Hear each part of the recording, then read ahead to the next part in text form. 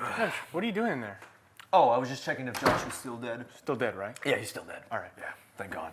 We're going to be talking about the movie Longlegs, right? Longlegs. Yeah, I heard about it. I heard it was the scariest film ever, which was a little weird, but whatever. So I did some research. I figured we should watch this film before watching Longlegs, because, you know, Spider-Man, Longlegs. It's not Marvel. It isn't? It's Longlegs, you know, with Nick Cage. Oh, shit, Nick Cage, Ghost Rider? Fuck, I didn't know he was in this. No, not. Oh, let me see. It says Tobey Maguire on it, but... You know, maybe I should actually do some research before we watch these movies. Yeah, maybe you shouldn't be a fucking idiot. Let's go.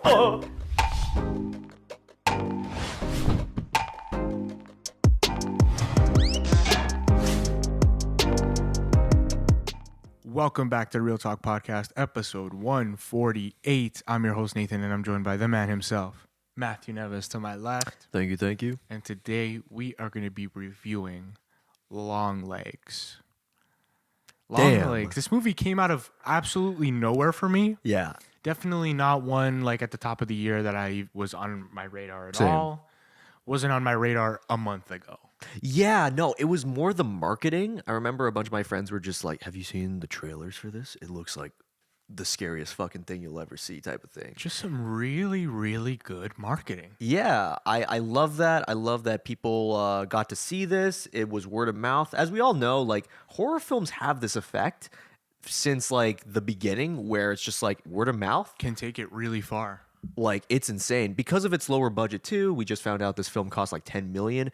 It made, I think, $60 million worldwide, which... This is passing Parasite to become Neon's highest grossing film. Whoa. Like, It Neon's has up made there. $51 million. That's fucking insane. Yeah. Like, Neon... It made $18 million in its second week. That's good. Whoa. It's a lot of money. Fuck, man. Like, I get it. It's not Inside Out 2 money, but for a horror film with a lower budget, that's fucking amazing. Yeah. It beat its budget. Exactly. 18 million. Wow. In the second week. Like, that's Second week. incredible. Yeah. So it probably will reach 100 million with that, like, track record, if anything. I think so, which Yeah. is really cool for an original, lower budget horror film. Yeah. What also interests me in this when I saw the trailers was the director, Oz Perkins. I don't know much about him. He is the son of Anthony Perkins, the guy who played Norman Bates in the original Psycho. Oh, wow. That's an So interesting this guy's connection. family is known for the horror genre. That is an interesting connection. I'm yeah. looking here at his, yeah. He's directed a few other films, more low budget. I think one of them was on Netflix. But again, this is like, I think his first film that has actually gone big. Yeah. Big reviews, big box office, which I give credit to. We need more original films like this. We need some creativity. Yeah, like this is just a good story. It's like these are the kind of stories that like restore my faith in film, you know? Oh yeah, dude. Like you hear so much about like, oh, the $350 million box office. It's just like what about little films? Yeah, the numbers are getting a little outrageous. Yeah. And what about these, like, I love to hear stories about these little wins, these $10 million films that gross, you know, that 5x their budget. Yeah. I'm glad we were talking about this too, instead of like I said, Inside Out 2, Despicable Me 4, all these fucking movies. Like we like to like cover some lower budgets once in a while, like The Bike Riders and Longlegs. There's a lot to say about this movie, like Yes. it or not. Like, I think we're here... I liked it a little bit more than you. It's like the same thing as last week, Same Nathan. thing I'm as sorry. last week. But I think whether you like it or not, there's a lot to be said about this movie. It takes a ton of chances. Yes. And oozes style throughout it. Mm-hmm. So there's a lot to talk about. So let's get into Longlegs. Absolutely. What did you know going into it, Neves? And what were your expectations? What I went into, what I assumed was the movie, it was going to be about this detective, very much like a Silence of the Lambs-esque type of thing. She plays like Clarice, and she's looking for the killer. And the killer is played by Nicolas Cage, and his name is Longlegs. That's it. That's all I got from the trailer. I really like how they didn't use Nick Cage in the marketing. Yes. It's a very clever move that ended up working out because you think, like, I have this lower budget movie. We have Nick Cage in it. You'd think like a lot of studios, I'm sure, would be like, this is the selling point. No, absolutely. Because Nick Cage, he's he's like going to a casino, man. You're either going to win or you're going to lose everything. Absolutely. You're either going to get a pig or you're gonna get fucking Ghost Rider. You know?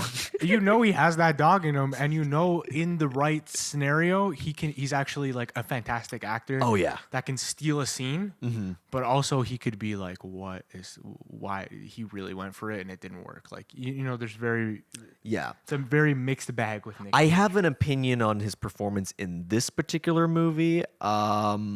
I think it works in a different movie. Okay. If that makes sense. Okay. Like a performance like this, I could see in like a. I don't see it in a horror film. His performance in this doesn't feel like it fits the horror film genre, especially this one, because this movie feels so grounded, which I love. I love the first half of this movie. The Yeah. fucking prologue is my favorite thing about this movie. Yeah. That whole thing with the little girl, and then it cuts to Nick Cage, only cuts to his like, or was it his nose, under his nose? Yeah, really. You just see his mouth.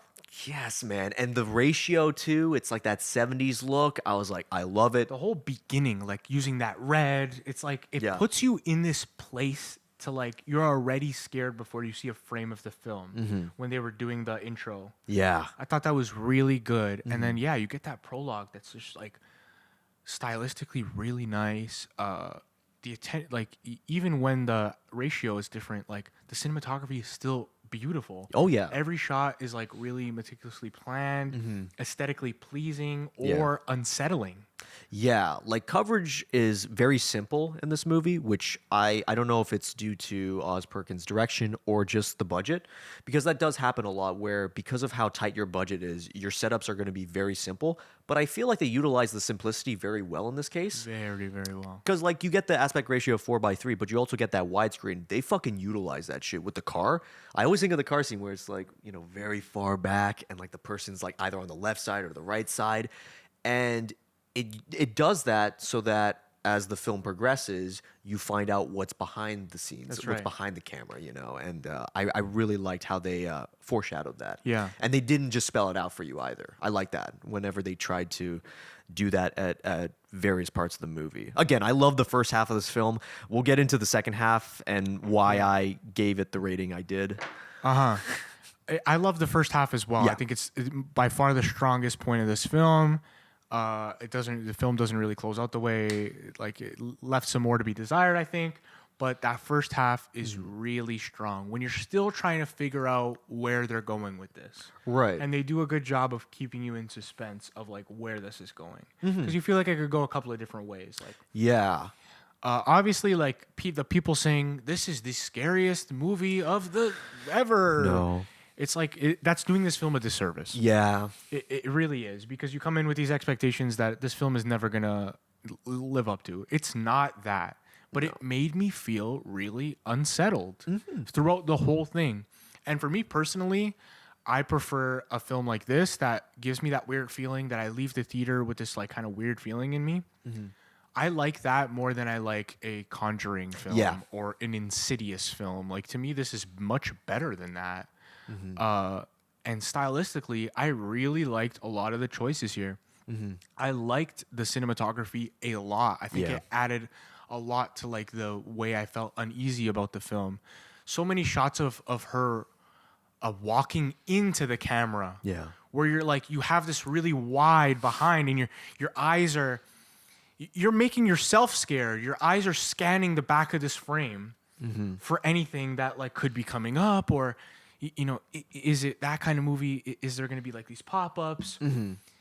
That's what I loved about it. The cinematography allowed you to make yourself scared, even when Right. it was a very simple moment where nothing is happening. I love that. I love, and I fully agree with you on the contrast between this and the Conjuring films. Those films feel like the horror equivalent of the MCU, where it's just fast like food horror. Yeah, fast food horror. This, on the other hand, it uses the beauty of patience with its editing. So, like, I always think of when the detective and the chief go into the cabin and they walk out of frame, but the camera's still there In the door frame. in the door frame, and it just zooms in. Such a memorable shot.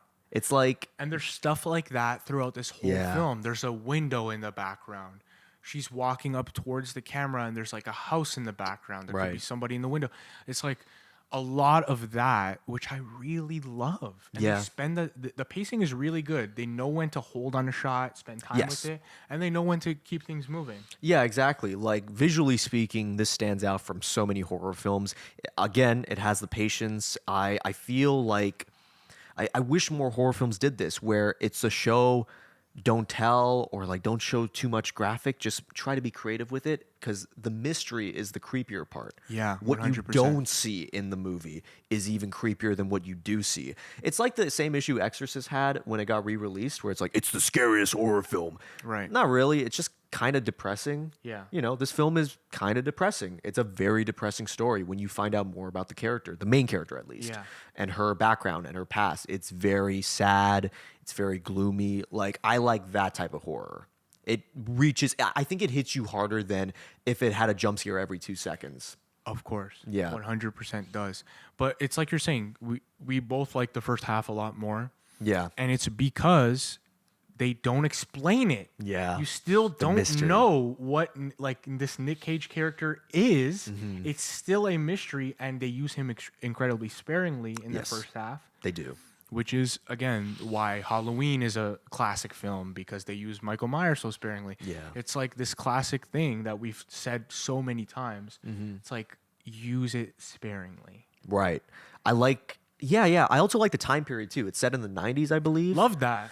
It's great. I kind of chuckled when I found out it was set in the 90s because it was the Bill Clinton. Just like the big picture of Bill Clinton in the like, center of the frame. Like, huh. hey guys, just in case you haven't figured this out yet, it's the 90s.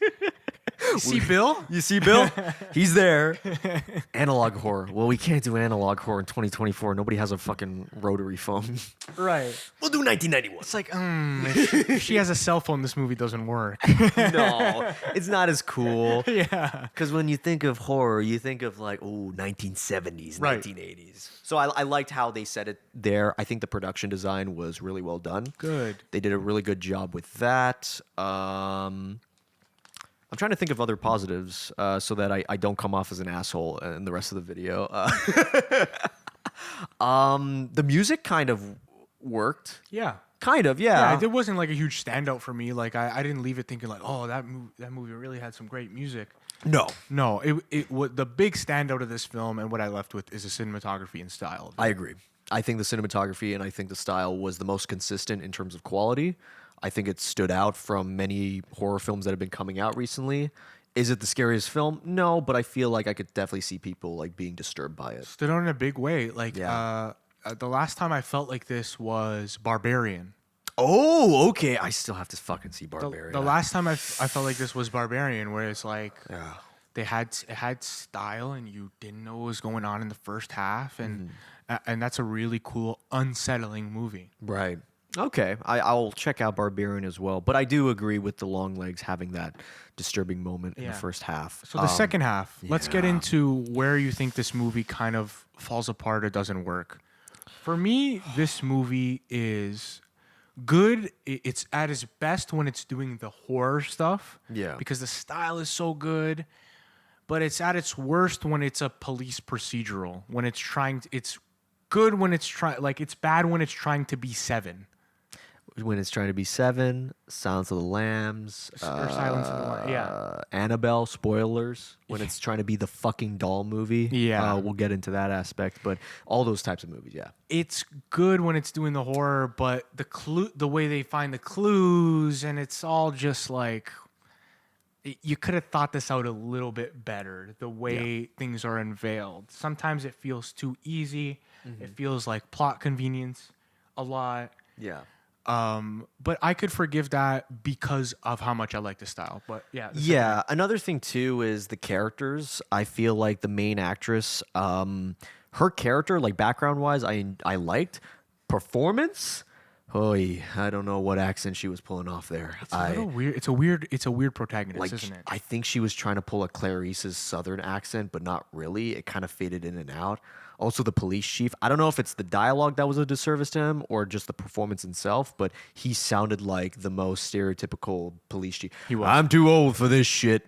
Hold on, I got a drink to hear this Come news. have a drink with me. I'm like, I've heard this before. This Yeah. sounds like just recycled dialogue from those crime movies, Sure. like the Morgan Freeman detective, or like the fucking Silence of the Lambs with Clarice. Sure, less memorable versions of that. Yeah, and those films are better in their own right. You know, if you're gonna try to do something similar, you got to give a much more different perspective. This felt too similar from both of those actors.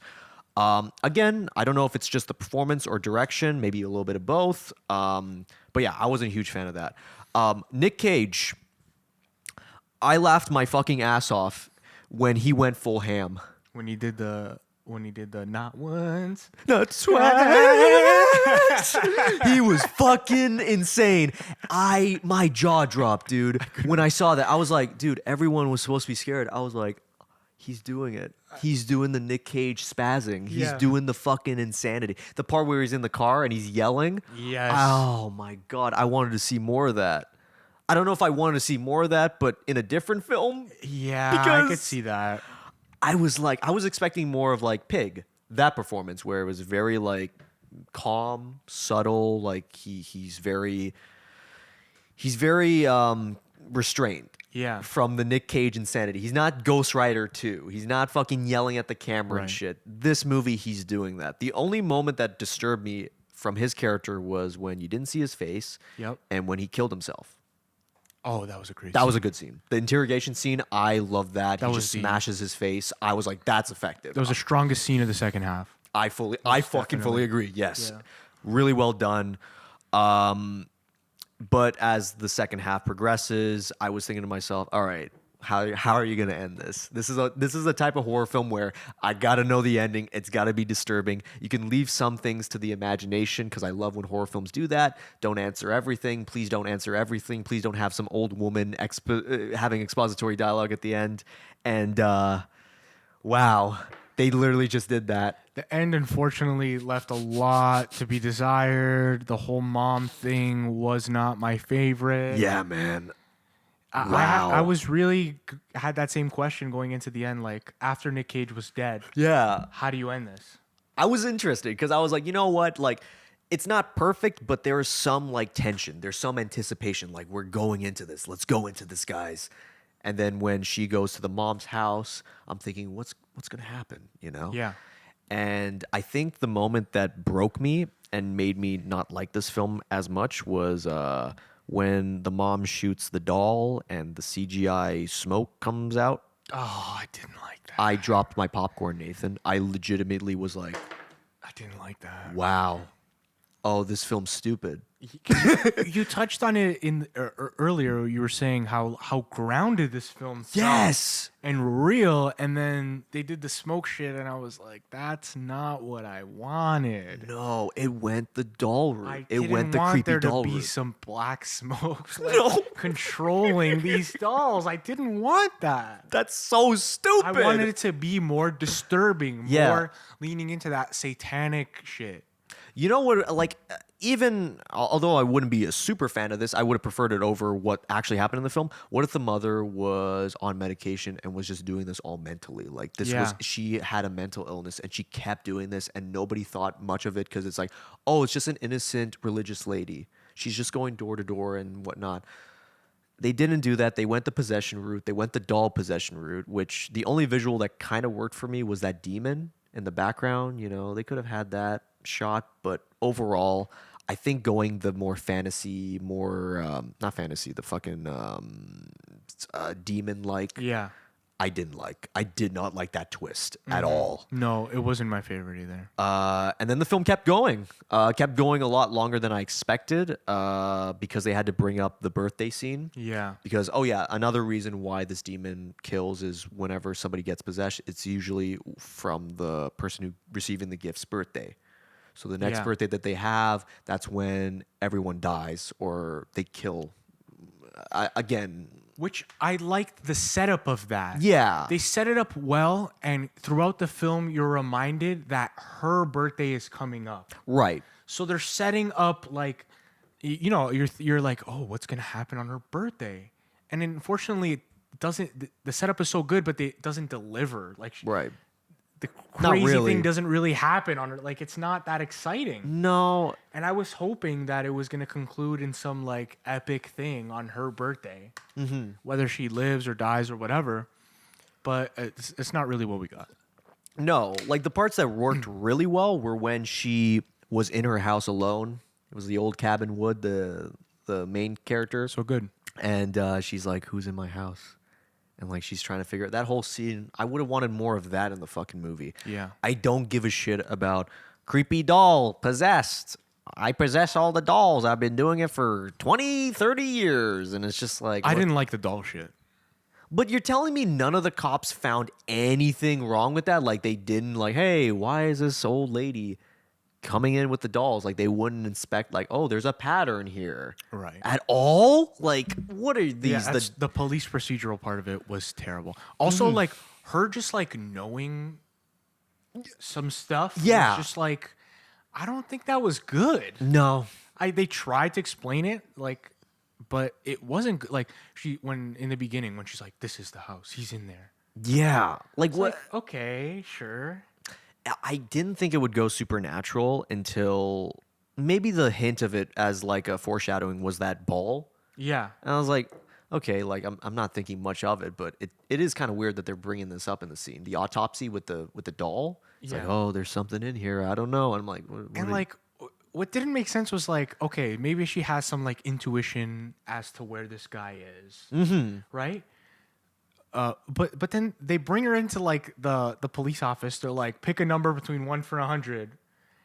You got half of them right. You're half a psychic. why do we need that scene? What does that have to do with this? Yes. And what is her picking numbers from 1 to 100? Don't fucking Like, know. how does that relate to her having this intuition about this guy? Like it made sense in movies like Silence of the Lambs with Clarice's training because Yeah. she's building her character. She's learning detective work. That film is way more grounded than this, obviously, but this is trying to go for Silence of the Lambs if it was supernatural. But it turns into what if Silence of the Lambs was stupid? Yeah. Like it didn't come off as clever to me. It didn't come off as disturbing, creepy, or anything like that. The first half was creepy. Yeah. When you didn't know why Longlegs was doing this, the intention was just, it was a birthday. That's it. I would have preferred that way more than, oh, it's a birthday and they all get possessed and they Right. kill each other and stuff.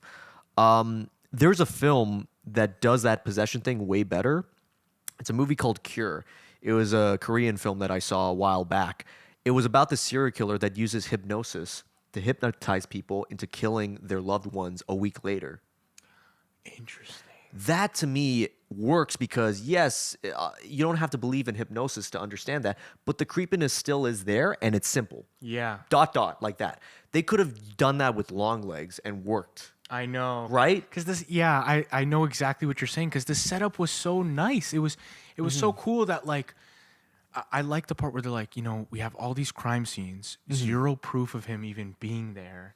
It's like, That's what I mean. Like you as an audience member are disturbed, creeped Yeah. out, and are curious. You want to keep watching the movie. That's what a lot of horror films forget nowadays is we want to know the mystery element. yeah, And you need to have good writing to pull that off because if you don't, then who gives a shit? yeah. The first half really had me curious throughout the whole thing and eager to find out more. Yeah. And it just kind of builds up to a little bit of nothing, or 'Cause kind of a stupid ending. Exactly. It's very stupid. I was not a fan of it at all. And the reason why we're very critical of the second half and its ending and its supernatural moments is because I don't think it comes to par with the cinematography. I don't think it comes to par with the style. No, It agreed. doesn't. That style and cinematography are way up Are up here. here, and The yeah. second half doesn't reach it. Yeah. I think the style and cinematography are up here. I think the premise is up here. Yes. And then it's just the execution is down here. Yeah, man. know? Because I do think that you could. I'm not saying like, oh, I don't like Supernatural at all. I love Exorcist. I love Exorcist 3. For sure. I love Skinamarink. Again, it's different styles. What are they trying to translate with this, and what's the mystery? What don't you see in the movie? It can work. I'm not saying it can't work. I'm not one of those people where it's just like, this will never work. I feel like this premise with a different type of execution could have worked way better. Could have worked way better for sure. But even as is, man, like I've seen so many garbage fast food horror movies. Yeah. Like This one at least is memorable. I will remember parts of this film. That's fair. I do understand that, you know, especially nowadays. Like, I think you've seen way more horror films than me, dude, when it comes to like the Blumhouse horror. Yeah, maybe I have, but I still, it's just still like not a genre I'm a huge fan of. Usually I find them to be really cheap, predictable, not memorable at all. They all kind of blend in my head. You're right. This one had some standout, you know, it had some unique aspects to it that I really appreciated and did a really good job at making me feel unsettled. And I always like that about a horror movie. If a horror movie can make me feel weird inside, then it did its job. I get that. I feel cheated at the ending. Yeah, The sure. more I think about the movie, the more I feel cheated because it does a disservice for the first half too. When you have a bad ending, when you have an ending that isn't as strong as as the rest of the movie, I feel cheated. I feel like you didn't do your job as a writer, as a director. You kind of just made it fall flat. We know the great endings of horror films and how distinct they are, and it's like, look at those films, man. They put so much fucking effort into everything that when you see a film that puts a little bit of less effort at the end, I feel cheated. I feel like I was stupid watching this movie at the end. I was like, are you fucking serious, man? When they zoom in on the girl with the birthday and stuff. And And that is the problem, that like all the hype and then you leave with a little bit of a bad taste in your mouth. yeah. And it's easy to kind of forget how good the first half really was when you leave with that ending. It's not bad at all. I think this is a very well done film.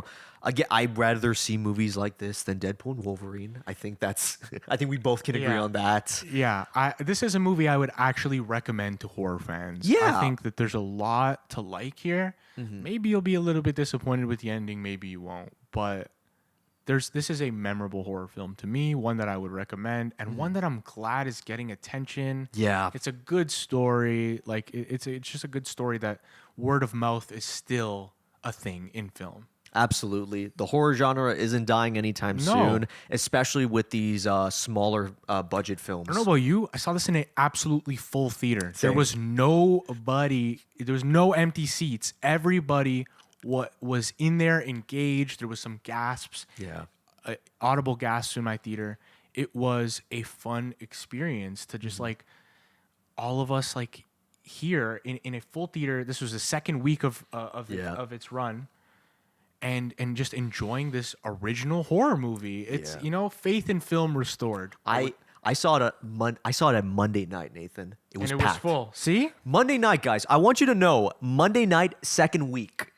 Word Filled. of mouth. Word of mouth makes a huge difference. So I would also, I'm not going to give it the biggest rating as you. Like, I think if you're a horror fan, you should definitely check this out. Form your own opinion because I think there's a lot of unique ideas here that you'll find something to enjoy. Definitely. So, what do you think our ratings are going to be, Nathan? What's yours? Final rating for me, it's Yeah. a 7 out of 10. As far as horror goes, real memorable. Nick Cage is a very Fucking interesting insane. insane casting here. You like it or you don't. It's a choice, and I respect it. 7 out of 10. It is one I would recommend to any horror fans out there.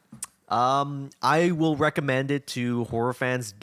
It's a gamble. I'll be honest. You might like the ending. You might fucking hate it. I fucking hated the ending. I'm going to give it a 5 out of 10. I think there's a lot of potential here. And when it comes to my enjoyment of movies, if the ending doesn't work, it leaves a fucking bad taste in my mouth. So that's my stance. Fair enough. I'm definitely gonna check out what the next move for Oz Perkins is. Oh, yeah, His man. next film, I'll be really interested in seeing because the style here was off the charts. Yeah, I heard he was working on a Stephen King adaptation involving an evil monkey. So that's all I'm going to say, guys. They have not announced anything else. It's going to come out in the next 2 years, so I'm watching that in theaters. There we go. We'll be here. Yeah, man. Come back in 2 years, guys. We'll be here Yeah. reviewing that one. That sounds really interesting. Thank you for watching this episode of the Real Talk Podcast. Let us know what you thought about Longlegs in the comments below.